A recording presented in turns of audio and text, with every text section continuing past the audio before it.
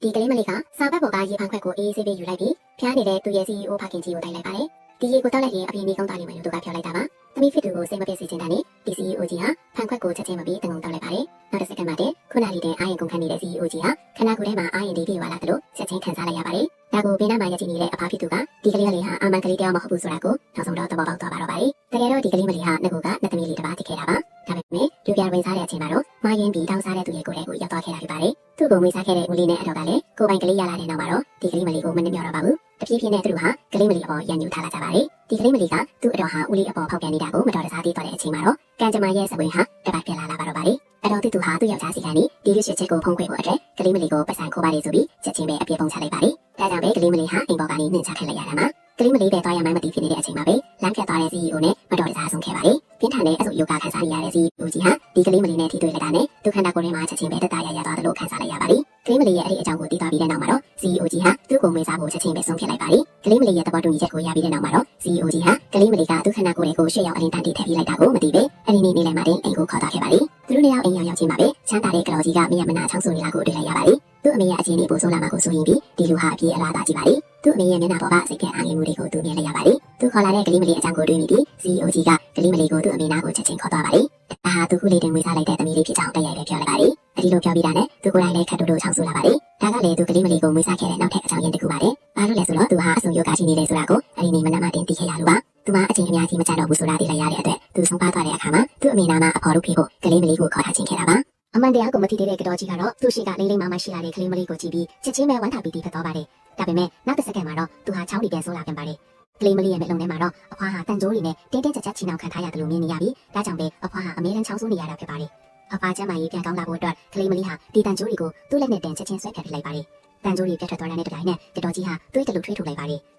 CEO ကြီးကစိတ်တူတော်မဲ့အချိန်မှာပဲဘေးနားကတော်ကြီးကသူ့ကိုတားလိုက်ပါတယ်။ဘာလို့လဲဆိုတော့အဲ့ဒီလိုသွေးတွေထွက်လာပြီးတဲ့နောက်မှာတော့သူခန္ဓာကိုယ်ကချက်ချင်းပေါက်ပါသွားလို့ပါပဲ။နှစ်ပေါင်းများစွာခံစားခဲ့ရတဲ့ချောင်းဆိုးဝေဒနာတောင်ပြောင်းပေးသွားခဲ့ပါတယ်။ကလေးမလေးကိုအိမ်ခေါ်လာတော့ကသူ့ခန္ဓာကိုယ်ကြီးတက်တာသွားခဲ့တာကိုပြန်တွေးမိပြီး CEO ကြီးဟာသူဒီနေ့ခေါ်လာတဲ့ကလေးမလေးကတကယ်ပဲတန်ခိုးရှိတဲ့နတ်သမီးလေးလားဆိုတာကိုမသိတာဖြစ်လာပါတယ်။ကလေးမလေးရဲ့စိတ်မတမတာဖြစ်နေတဲ့မျက်နှာလေးကိုကြည့်ပြီး CEO ကြီးကစိတ်မကောင်းဖြစ်သွားပါတယ်။သူဟာအပေခံတောင်းစားတဲ့သူမဟုတ်ပဲကံကောင်းခြင်းတွေကိုယူဆောင်လာပြီးတဲ့နတ်သမီးလေးဖြစ်တယ်ဆိုပြီးချက်ချင်းပဲနင်းသိစကားပြောလိုက်ပါတယ်။ကလေးမလေးရဲ့နွမ်းဖားတဲ့အဝယ်စားတွေကိုကြည့်ပြီး CEO ကြီးကအိမ်ဖော်ကိုခေါ်ကအဝယ်စားတွေလဲပေးဖို့ချက်ချင်းခိုင်းလိုက်ပါတယ်။အဲ့ဒီအချိန်မှာပဲဒီလူဟာသူ့အသွင်ရည်မှုစီကနေဘူးတစ်လုံးလက်ခံရရှိပါတယ်။ Fast Financial Group ရဲ့နောက်နှစ်အတွက်လုပ်ငန်းစီမံကိန်းအားလုံးကို Blind Box လေးလံခွဲကနေတစင်ရယူရမယ်ဆိုတာကိုသိလိုက်ရပါတယ်။ဒီလူဟာချက်ချင်းပဲစိတ်တိုးသွားပါတယ်။ဒါပေမဲ့ဒီအချိန်မှာသူ့အတွက်တခြားရွေးချယ်စရာမရှိပါဘူး။သူ့ရဲ့ဒုတိယဦးနီးကတမင်တကာဖိနှိပ်ထားတဲ့အတွက်ဒီလူကုမ္ပဏီဆက်လက်ရပ်တည်နိုင်ဖို့ဆိုရင်စီမံကိန်းအသစ်တွေအရေးပေါ်လိုအပ်နေတာပါ။မဟုတ်ရင်တော့တစ်နှစ်အတွင်းကုမ္ပဏီဟာဒီဝါလီခံရမှာဖြစ်ပါတယ်။အခုသူကိုအစိုးရဆုံးဖြစ်စေတာကတော့လေလံပဲအတွက်ရန်ပုံငွေပါပဲ။ကုမ္ပဏီရဲ့လုပ်ငန်းတွေတောက်ပြောက်ကျဆင်းနေတဲ့အတွက်ဘယ်ဘဏ်ကမှသူ့ကိုချင်းမီထပ်မပြီးချင်ကြတော့ပါဘူး။သူတို့ပြောနေတာကိုနားထောင်ရင်ကလေးမလေးကသူ့အဖေမှာပိုက်ဆံလုံးနေတယ်ဆိုတာကိုသိသွားပုံရပါလေ။သူ့အဖေပိုက်ဆံတွေအများကြီးရပါစေလို့သူကစိတ်ထဲကနေချက်ချင်းဆူတောင်းလိုက်ပါလေ။ရွှေရောင်အလင်းတန်းတွေဟာဒီလူခန္ဓာကိုယ်ထဲကိုအပြည့်အဝစီးဝင်သွားတဲ့အခါမှာတော့သူ့ဖုန်းကထပ်ပြီးမိလာပါလေ။ဘန်တစ်ခုကသူ့ကိုချင်းမီထုတ်ပြဖို့သဘောတူလိုက်ပြီဆိုတာသိလိုက်ရတဲ့အခါမှာတော့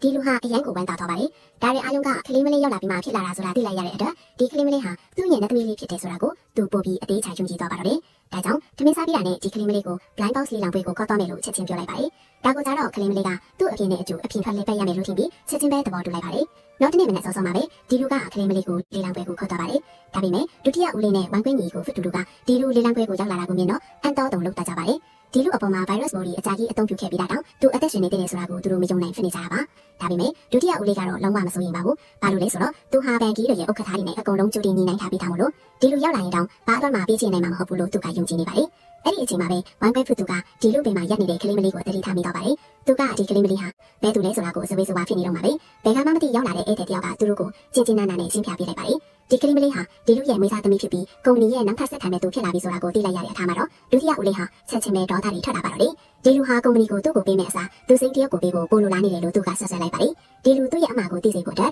်ဒုတိယဦးလေးဟာဒီနေ့လေလောင်ပွဲမှာဒီလူကိုအဖို့အခါပြန်ပေးစီရမယ်လို့တိတ်တက်ဆက်ချင်းဆိုလိုက်ပါလေ။မကြခင်မှာပဲလေလောင်ပွဲကတရားဝင်စတင်ပါတော့လေ။သူဘေးနာကအရွယ်အစားမျိုးစုံရှိတဲ့တိတ်တာတွေကိုကြည့်ပြီးကလေးမလေးကစဝေးစဝါဖြစ်နေပါလေ။တိတ်တာတကူချင်းစီမှာတန်ဖိုးမတူတဲ့စစ်စီတွေပါဝင်နေဆိုတာကိုသိလိုက်ရပြီးတဲ့နောက်မှာတော့ကလေးမလေးဟာတိတ်တာတွေကိုစတင်စစ်စီကြည့်ပါလေ။ဒီတိတ်တာတွေကနေအမဲရောင်နဲ့ရွှေရောင်အလင်းတန်းတွေထွက်နေတာကိုသူသတိထားမိလိုက်ပါလေ။ကလေးမလေးကတိတ်တာတွေကိုစိုက်ကြည့်နေတာကိုမြင်တော့ဒီလူကသူကြိုက်တဲ့တခုကိုရွေးကိုချက်ချင်းပြောလိုက်ပါလေ။ဒါပေမဲ့ဘယ်သူမှမထင်မှတ်ထားတာကတော့ကလေးမလေးဟာအသေးဆုံးတိတ်တာကိုရွေးချယ်လိုက်တာပါလေ။ဘာလို့လဲဆိုတော့သူ့အဖေမှာပိုက်ဆံအများကြီးမရှိဘူးဆိုတာသူသိနေတဲ့အတွက်အဖေအတွက်တက်နိုင်တဲ့လောက်ချေတာပေးခြင်းလို့ပါ။အခြေအနေကိုမသိကြတဲ့လူအုပ်ကြီးကတော့ဒီကလေးမလေးတခုခုမှနေပြီလို့အကုန်လုံးထင်နေကြပါလေ။ဒါပေမဲ့တိတ်တာထဲမှာဘာရှိလဲဆိုတာကိုအားလုံးမြင်လိုက်ရတဲ့အချိန်မှာတော့အန်တုံးဝင်တတ်ပြီးအကုန်လုံးကြောက်ရွံ့လို့ရက်နေကြပါတော့တယ်